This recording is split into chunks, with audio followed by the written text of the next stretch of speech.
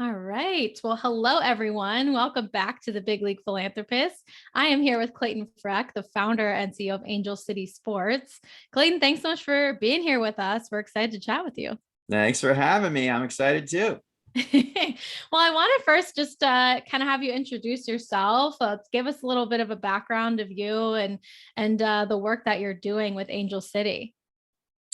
For sure. So the work that I do with Angel City is we provide free year-round access to adaptive and Paralympic sports. And what that means is we do training, we provide equipment and competitive opportunities to anyone, kid, adult, veteran, living with a physical disability. And so we primarily do it in Southern California. We have a little team in Oregon and starting to explore some chapters, but we're kind of heavy Southern California right now. And, you know, when I think about my life and career, never in a million years would I have imagined I would be in sports, even though I love sports, but just never thought about it as a career. And certainly never thought about disability. So it's sort of interesting for me to kind of think back on my life and career getting here. And, early days, I was tracking towards academia and then government, went to business school and then went into the business world, was climbing the corporate ladder for many, many years. And then had my first son, Ezra, born with some limb differences, and following his journey in sport.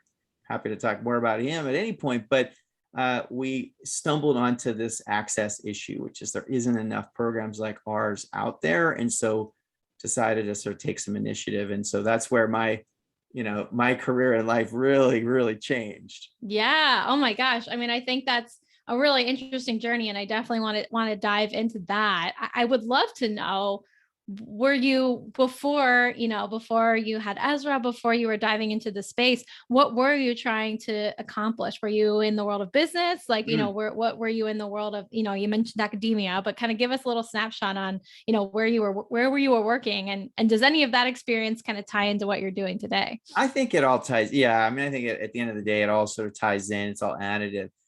So for whatever reason, I have always wanted to have an impact. I've always had this sort of do-gooder,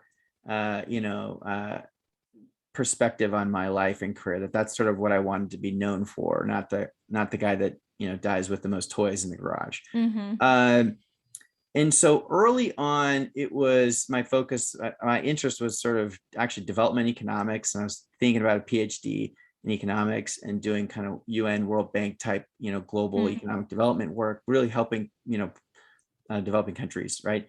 And then I kind of got into the environment. Really in college is where I started doing research with a professor for the United Nations, as well as for the US EPA, and did years of research in environmental economics. And then I worked in the White House in environmental policy, and I worked at the EPA in the Clinton administration for a couple of years on global environmental issues. And so really I thought that I was going to be sort of this environmental sort of policy guy. And then I went to business school, and I still wanted a connection to the environmental world. So I served on some boards in the environmental space. And that's kind of where I was, before my son was born. I consider myself an environmental advocate. I had gone to business school and was sort of, my career was, kind of developing more on the business side. And, but I always sort of felt like the environment was sort of my cause, right? It's sort of the thing that I was going to sort of keep an eye on and, serve on boards and do what I could. And then when Ezra was born, it was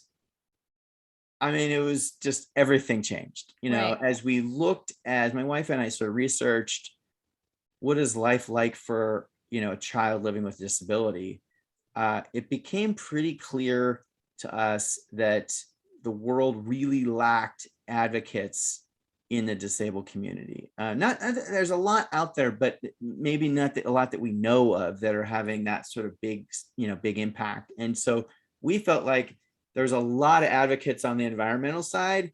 Hollywood's crawling with celebrities and famous people and Al Gore and all these guys, all these folks are sort of engaged on the environment. And we kind of looked at ourselves and like, well, who's engaged on the disability cause? Because this is, this is heartbreaking stuff. I mean, people can't get into buildings, right, if you don't have the right architectural codes. And then our community, people just with disabilities just cannot get jobs. I mean, if you roll into a job in a chair, odds are you are not going to get the job. I mean, so we still have so much work to do for this community. And my wife and I just looked at each other like, maybe she was an environmentalist too. So it's kind of one of the reasons why we kind of got together and kind of mapped out our lives to be environmental advocates. And then we kind of made that pivot, when Ezra was born, like, okay, so let's shift into the disability movement. And so I don't know, I hope I answered your question. No, you absolutely did. And I think that's really interesting to hear, because I think a lot of times people think like, oh, you're just born with this like passion and desire to help the cause you're doing. And it's great to hear that, you knew you wanted to make an impact. Environment was your cause for a time. And then a life moment happened where you were like, okay, now this is switching, and nothing against it, right? The environment's still important. It's not like now you're all of a sudden a big anti-climate change person, right? You're still supporting the environment. It's just, there's something else that's taken the mantle that you uniquely can support a little bit better. So I think that's right. And I do a lot of career coaching and I talk a lot about purpose, which I think is missing from most career models. And it's a little intimidating, but it's related to what you were saying. And my philosophy is, listen, you might have a lot of different purposes over your career, but you got to be looking for it. Your eyes and ears need to be open. You need to be, I say, sort of trying to snuggle up as close to it as you can get, along the way. And if you're open to it, those, like, this is starting Angel City Sports is one of the main things that I was meant to do in my life. And it was so obvious, right? It was because I was already in the space of seeking it. Right. Well, and that's kind of where I want to go here is like, so you had Ezra and you realized there's this huge gap, right? Yeah. How did you start out? Like, did you say, okay, we're going to fill the gap, or did you first approach some different organizations to get involved? Like, walk us through how Angel City came to be. Yeah, that's a great question. It's a great question too for a new philanthropist, right? Someone that's sort of exploring philanthropy but doesn't know what to do. Because I didn't know what to do. Right. I had no clue. I was like, oh my gosh, this kid's born. He doesn't have a knee, doesn't have a fibula, which is your shin bone. He's only got one finger on his left hand. Otherwise, a healthy, beautiful little guy. But we're real concerned about what life's going to be like for him. So we just sort of started, doing research and getting engaged. And in the sports world, the story is this, which is I was sort of, I don't know, panic stricken when he was born, because I thought being a dad was being outdoors and being active and playing sports with your kids. And I'm a surfer. I always wanted to surf with my kids. And I thought, I can't do that now. I didn't know about adaptive surfing. Right. So I spent a summer, in the pity parties, crying. I'd go to surf and I would just cry. I wouldn't even catch any waves. I would just like be out there. And it's note to self is the best place to cry is out in the water, because no one knows you're crying or whatever. So, but, it led me to sort of start researching and figure this out, and stumbled onto the Challenge Athletes Foundation, which has been a partner of ours, Angel Cities for since the beginning. They introduced us to some Paralympians and adaptive athletes, and we sort of started our journey. So for me, it took many, many years of assessing the market, right? Learning who's out there, what's everybody doing, where are those gaps? And there was a lightning bolt moment for me when Ezra was 8. I had been told by a Paralympian, when he's about 8 years old, take him to this event, right? This one event, the Endeavor Games out in Oklahoma. And he's going to, try all these different sports and see what he likes and, meet mentors. And so we did that. We followed the guidance of a dear friend of ours, John Siciliano. And it just blew our mind. It was like, oh my gosh, this is amazing. There was hundreds of athletes, there's veterans and Paralympians and kids, and it was just so fun. And Ezra did really well. He set a bunch of national records in sports like he'd never even done before. And it was there. I was like, okay, this is amazing. But where are the Californians? They're not there. I was the only family from California. So I got motivated to bring a similar event, multi-sport, Paralympic style competition to Los Angeles, thinking I got good weather, I got good sports facilities, and I got 20 million people within a 2-hour drive. So I think I've got the right mix of components to create something that could be really big and magical for this community. And so that was sort of the early impetus for Angel City. We've evolved a lot since then. But yeah, that first event, I ended up leaving my job right before the first games that we held in 2015, because it was like, this thing's gonna fail if I don't like it was just Yeah. it was so stressful getting it Oh launched. my goodness. But yeah, so here I am. No, I'm a I love nonprofit guy. that. No, I love it. I think it's really, like you said, great story to hear if you are thinking about going into philanthropy or nonprofit world, and kind of how do I get going and get started. And I love that But Danielle, a lot of people think they have to start a nonprofit, and yeah. I have to say I really tried not to. Right, I was supporting lots of other organizations for many, many years. And then even as I was getting started, I was open to different models. I was open to how could this come to fruition, and started actually with a fiscal sponsor, so I didn't even have my own 501c3 for a few years, and then eventually got our own 501c3. So I do think there are a lot of nonprofits out there, and a lot that could benefit from whatever talents or ideas people have. Yes. But yeah, it's in our space, there's just a lot of gaps, like massive gaps. So it made sense for us to start our own thing. Absolutely. And that's a great point. I think the piece that I took away is that which you just reiterated too, is that you didn't go out and say, okay, I'm going to create a 501c3 and just like start figuring it out. You really did the research. You went out to organizations to see what they're doing. You got involved. You started meeting the right people. And I think that you probably learned so much, and you can corroborate if yes or no, but you probably learned a lot from working with like a Challenged Athletes Foundation or going to this Endeavor event in Oklahoma to kind of say, okay, I really like that, but here's where I see a missing piece, or here's where something we could build off of. So I think that's a huge key. Yeah, absolutely. It's I didn't know it at the time, right? I didn't know exactly what I was going to end up doing, but essentially I was learning as we went, finding best practices, kind of tucking things back in the back of my mind, and kind of doing that market analysis. Right. And listen, we all get inspired for different reasons. I'm a family member of a child with a disability, so when I talk to sponsors and donors, it's like, I'm not going anywhere. Like, I'm going to do this until I die. Like, I might not do it full time. I might just be on the board or whatever, but like, you're not losing me. There's literally no risk. There's zero risk that I leave.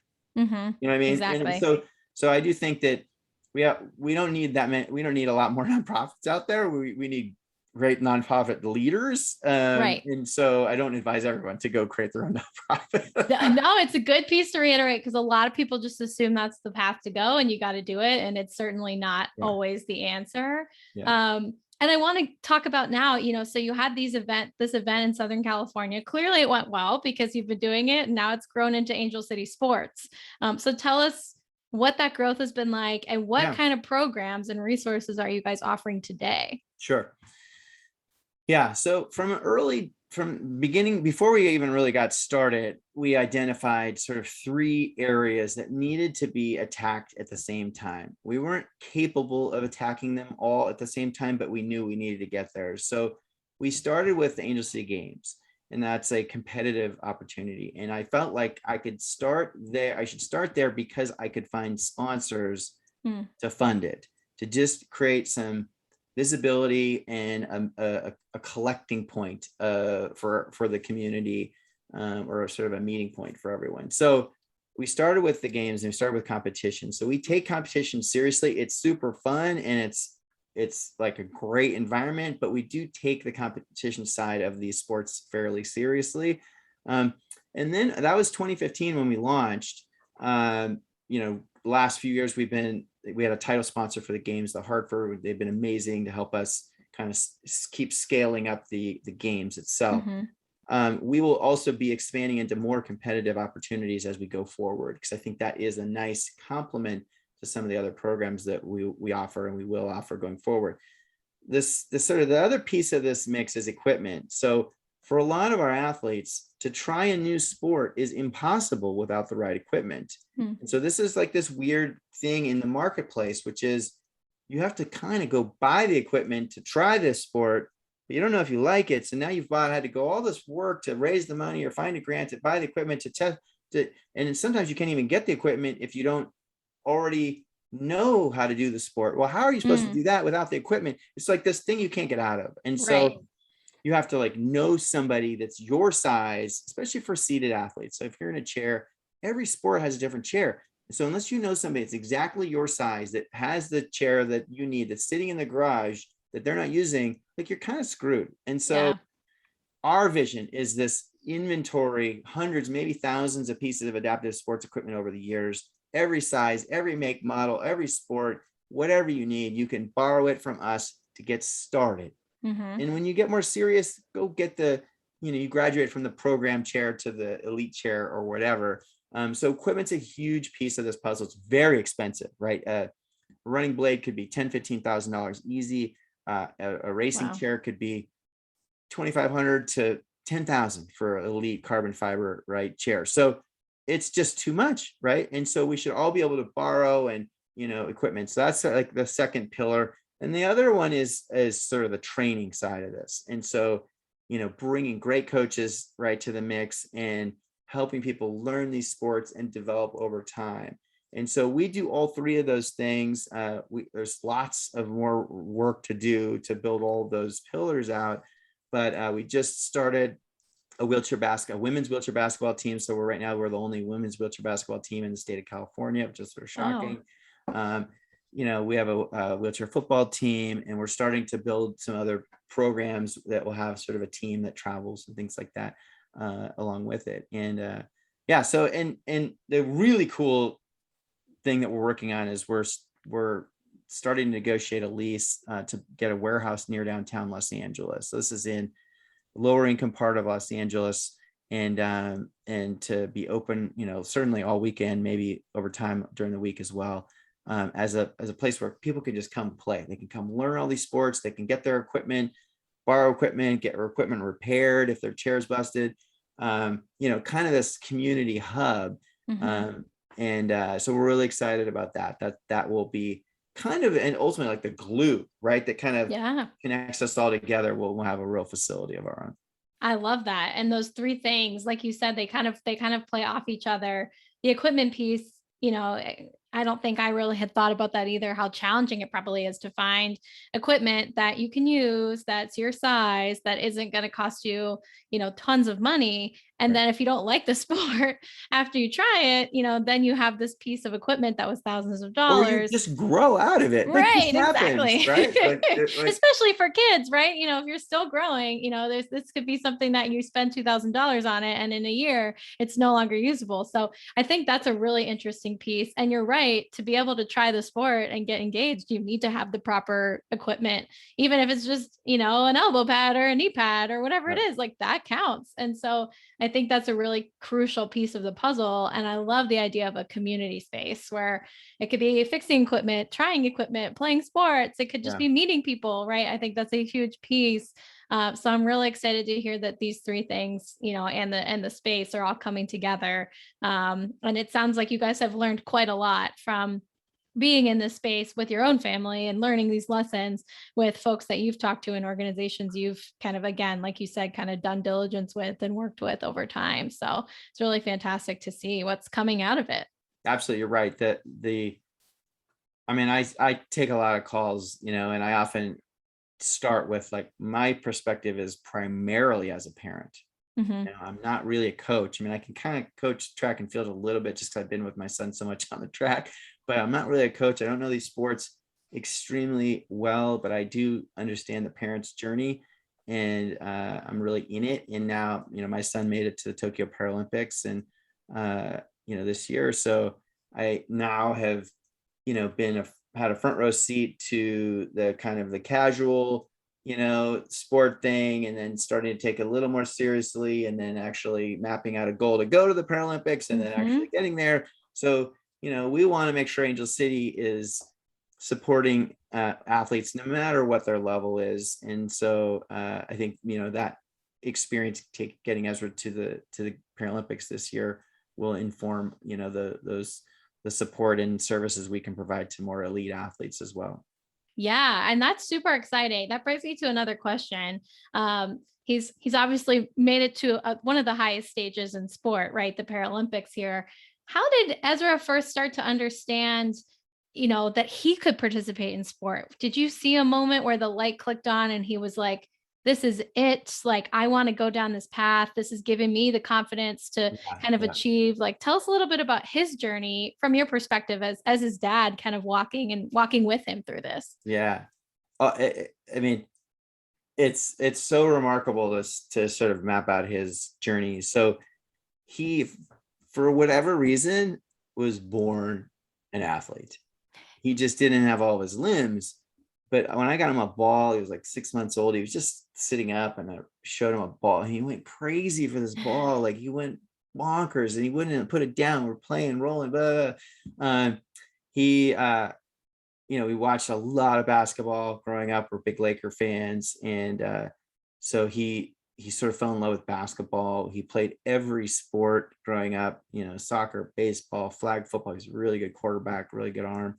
But here's the sort of unique part of his journey, which is in those early years, especially, let's say mostly through, grade school, he's an amputee. He's had a running blade since he was 4. And so as a leg amputee, he could integrate on a running blade. He's pretty fast, not the fastest kid in his grade usually, but he's pretty fast. He could integrate into sports. And so he could play against able-bodied kids. And so he's literally been playing, basketball since he was like 3, these little kiddie leagues. And then he actually ended up playing club for maybe almost 2 years, and did really well in club, and probably could have played in high school and college if he really set his mind to it. It would have been hard. College would have been a whole nother level, but yeah, he's just had this love for sports. It is his soul. It's his character. He'll say it's like his meditation, where he doesn't feel different. He just feels like he's one of the guys. Now, that is different than most of our athletes. Most of our athletes are not able to integrate in that way. Even if you have something like cerebral palsy, or you're ambulatory, but you're slower, or whatever, like, it's really hard to integrate. And so a lot of our athletes that can integrate, they try, and then at some point they just can't keep up with their peers. And so that's where an Angel City really comes into play, right? Which is, if you've tried to integrate, and you at some point kind of age out, or whatever happens, we're kind of there to catch you. And then if you're not able to integrate at all, right, we're there to catch you too. I mean, a little guy in a chair, it's not going to be that easy to integrate, right? If you're blind, not easy to integrate. It's possible, but it's harder. So we're really like a good resource for those athletes, depending on when they sort of, aren't feeling like they can integrate. So that was Ezra's journey, early days. And then I mentioned this Endeavor Games event that I took him to when he was 8, and kind of, he didn't love track and field, right? Like, he was like, okay, he set a couple records. So he was like, oh, that's kind of cool. He was like kind of into it. I made him swim, we did sitting volleyball, we did archery, we did all these other sports, and just to keep his mind thinking about what's possible. Right. But we did get really dialed into the Paralympic community. So you go to these events, there's not a lot of people. And so the Paralympians are there, and you can just kind of hang out with Paralympians. It's totally different than the Olympics, right? Right. And so when the Rio Paralympics came, he was 11, and it wasn't really on TV. It's like 60 hours of programming on NBC, but he could watch the events online. There was like web streams and stuff. So he found these events online, and he saw all of his buddies competing on the world stage, and he was inspired. And so he, like that, I think I was still in Rio because I was there at the games, but he was home, and he like created this obstacle course in the backyard, and he told my wife to film him. And I'm training. It's my first day of training for the Tokyo 2020 Paralympics. And so that's awesome. This is an 11-year-old saying that when he's 15, he's going to go to the Tokyo Paralympics. It's a really insane goal, right? Like, okay, kid, whatever. But he put his head down, and, trained and moved up the ladder in the sport, and made the team as a 14-year-old, made the US team in 2019, went to world championships. I went to the Pan American Games, won a couple medals there. went to junior world championships that summer as well in Switzerland. So, and he's been on the team since, last couple of years, surviving the pandemic, and then went to Tokyo. So he's listen, he's cut from a different cloth than certainly me and probably most of us, which is like, who sets a goal as an 11-year-old and then achieves it? Right. Like by the time they're 16, you're at the Paralympics. Like what? Yeah. So anyways, that's his story. And he's, he loves the sport of track. He's really, I say basketball was his first love, but track is his second love. Yeah. Well, I think that's a great story because I think you brought up a couple of different points. I think a lot of people think about athletes with disabilities as they need their own space, right? They need their own space. And for some, that's probably true, right? You mentioned some just can't integrate with, sports in the mainstream. But for some, like your son, like I think it's really awesome that he can play and gives others the idea of like, oh, he's, no different than the other kids on there. He's out there running, working hard, doing all the stuff he's going to do. And so I think that's a really interesting, kind of point that you made, is that not only are you providing resources for kids that, maybe can't integrate in their school systems or in the rec council, right? Yep. But also for those who can, just another space to have a safe place to play if they age out, or like you said, or if they just want another place where people are, not necessarily, different than them. If they want to play with folks that are the same, have the same challenges, but like can relate on a similar level. It's that community piece, right? Absolutely. So this is an old debate in the adaptive and maybe not as much the Paralympic side, but on the adaptive sports world, which is sort of any sport that's been changed to accommodate people with physical disabilities, right? Wheelchair tennis, they get 2 bounces. That's it. No other rule change. But in the adaptive sports world, there's a debate about whether we should be working ourselves out of a job. So right now, it's largely left to the nonprofit sector to provide these sports because the cities don't really do it and the schools don't do it. It's not really out there in any sort of major institutional way. And so the nonprofit sector stepped up. So there's a debate. We should be working ourselves out of jobs. So we should be helping get our sports included in all these other organizations. And what you just said is actually my argument why I don't see working my Angel City out of a job as my focus, because some kids can integrate, right? But our numbers, especially at schools, are pretty low. Maybe 1% of kids, maybe 1.5% kids are born with a physical or visual, right, impairment. So the numbers are so small, they're not going to feel like they belong. They're always going to be 1 in 100 or 1 in 500 or whatever the number is. They're never going to feel like that sense of true community, people that look like them and share their experiences. And so I feel like the Angel Cities of the world, and there's hundreds of us around the country, right? Some small, some bigger, but our job is actually to fill the souls of those athletes so they can go out into the world that isn't always kind to them, isn't always accepting of them, is hard at times. And so so I don't think we're working ourselves out of a job. Maybe the job changes over time, right? But the job of creating a sense of belonging in a community so our athletes can build that self-esteem and self-confidence, I don't think that goes away, like, because it's a tough world out there. Oh, and I always like to say, it reminds me, it's like, the destination's the same. The vehicle might change, but the destination's the same, right? So it's, to your point, like the destination, the goal is giving these people, whether kids, adults, whoever they are, a sense of community, that they belong, that they matter, that they have value, that they can do whatever they set their mind to. Yeah. Whether that's integrating them into a team at their school or having a community center where they get to play or just get to hang out with people that, again, like you said, they're not going to be 1 in 1,000 or 1 in 100, right? That vehicle could change, but that's still the goal. So yeah, I think that's a great takeaway, is like, the job might change, but the goal is still the same. The goal is still to provide community and a sense of purpose for these individuals, right? Yeah, exactly. Yeah. I think you said it better than I normally say. No, I don't know about that. But I wanted to also ask, as we get closer to the end of time here, you kind of mentioned, the future when we were just chatting here, but, what do you really hope to accomplish in the next decade with Angel City? Is it growing more Mm. competitions? Is it kind of reaching more corners of the country? Like, give us a little snapshot into, whether it's a 10-year plan or 5-year plan, whatever, like what does the future of Angel City sports look like? Such a good question. There's a lot of layers to it. So I mentioned the games, right? I want that to be the largest sporting event in the world. Mm, So a place where we're bringing athletes in from all over the world, all over the country.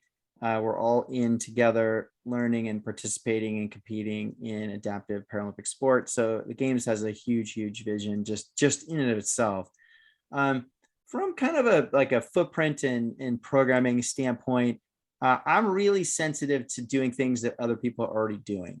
mm, And so I would, you know, I don't have this like plan to be in every state of the country. I'd like to be in every state that needs us. I'd like to be in every place that doesn't have much and we're additive to the community. So, we're not sort of ambitious for the sake of being ambitious. This is ambition for the sake of impact. And so, to mm. the extent that we can fill in gaps, to the extent that the existing organizations aren't able to do certain things, okay, yeah, we might step in, but we would always want to collaborate and work with them and not be sort of stepping on toes. And so I think there's a lot of opportunity across the United States. Unfortunately, there's lots of geographies that don't have good access to these sports. And so the community doesn't even know they exist because they don't Right. exist for them.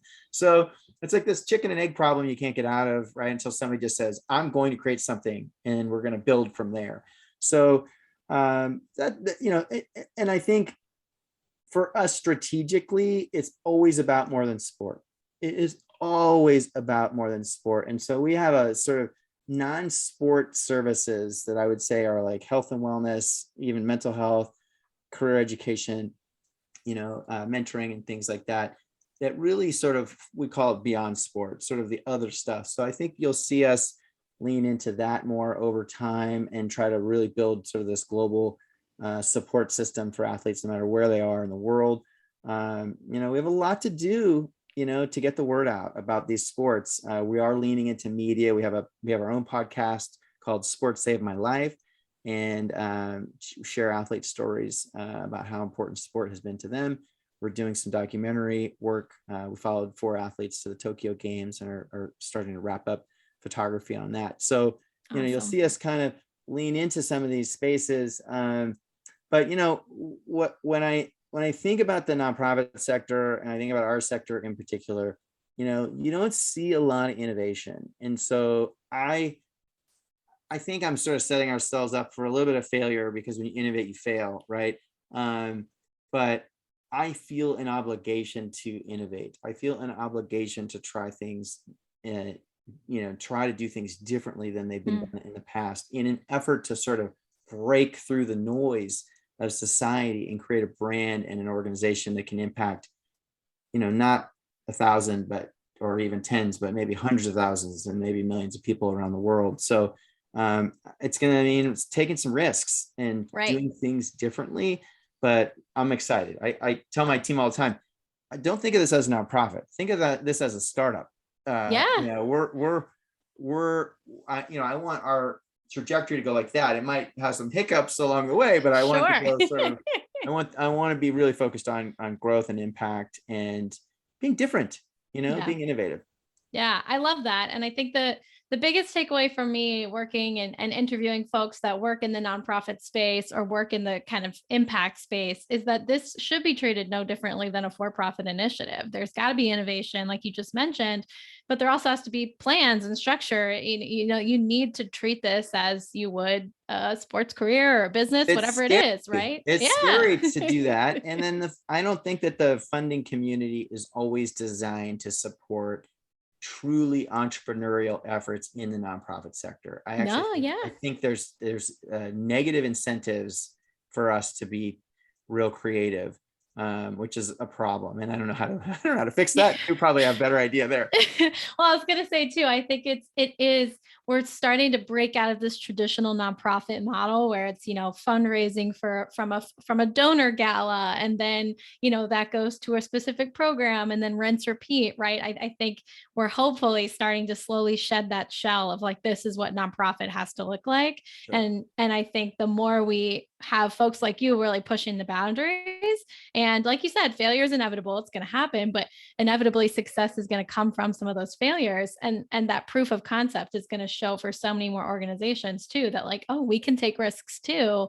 Yeah. And it just starts with that belief that you even mentioned earlier, like, I'm not going anywhere. Even if we fail tomorrow, I'll be here in 3 years to keep it going. We're going to pick the pieces back up and get bigger. And that's been a big problem for our community, which is it's so hard, and people get busy, they have kids, they get married, they move, little things happen, like big things in life happen. Yeah. And they can't keep going, with these little nonprofit programs. And so we see a lot of folks sort of start things out that have potential, and then they're not able to kind of keep it going. And so, Angel City ultimately could be, an umbrella for some of those organizations that could get started. And when you lose interest, we're able to kind of keep it nurtured and keep it going too. So some opportunities there, we haven't really deeply explored them, but it's the landscape is littered with organizations that didn't make it very far. Yeah. Well, I think that's also a unique thing, is there's so much opportunity on the horizon for you guys to grow into, and that innovation is definitely key here.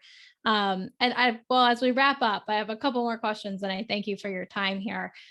This one we ask all of our guests, and I think you've touched on, I think, a few things that I'm sure will help answer this question. But what does philanthropy and being a philanthropist mean to you? What does it look like in your eyes? Sure.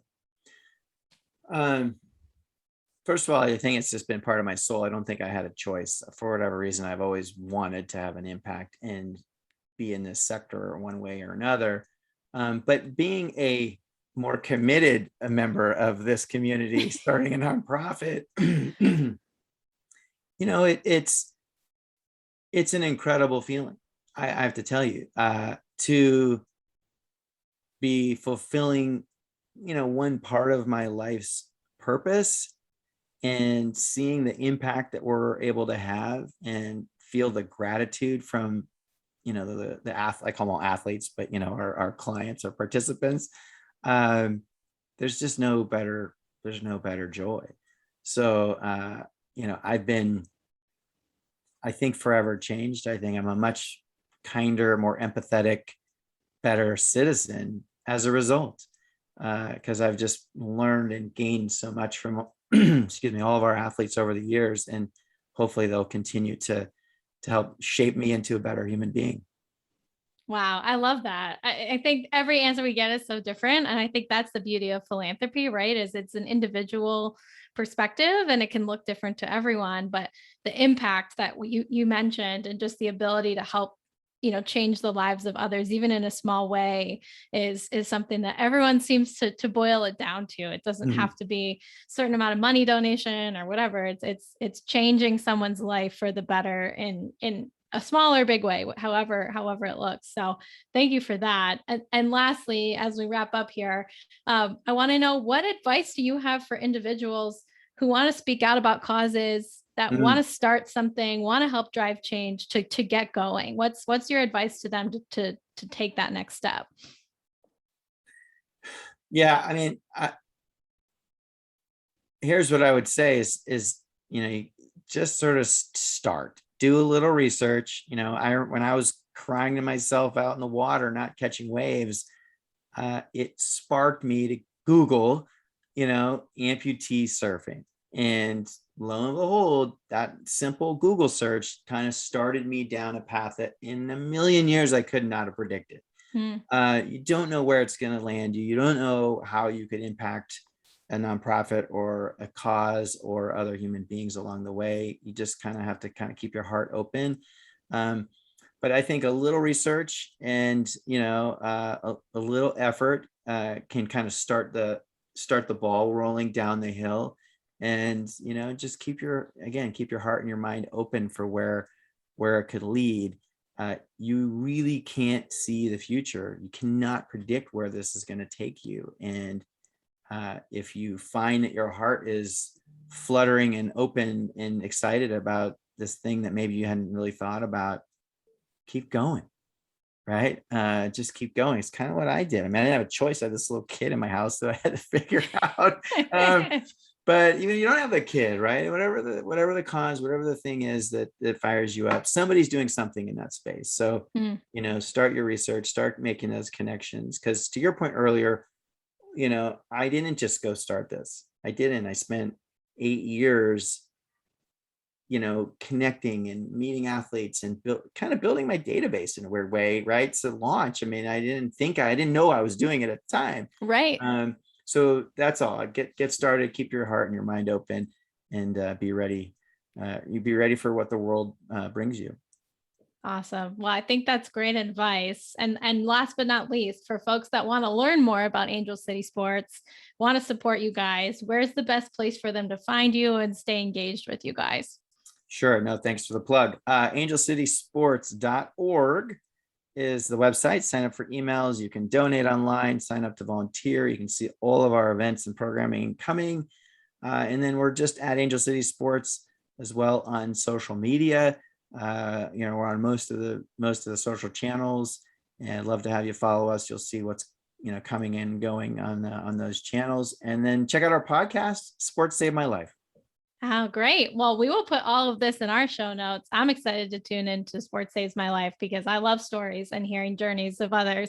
So that'll be awesome. And we'll encourage folks to listen to that as well. But Clayton, thank you so much for taking some time to sit with us and chat with us about your journey, about Angel City Sports and the awesome work you're doing. We really appreciate your time. And I had a great time chatting. Yes. No, thank you so much for having me.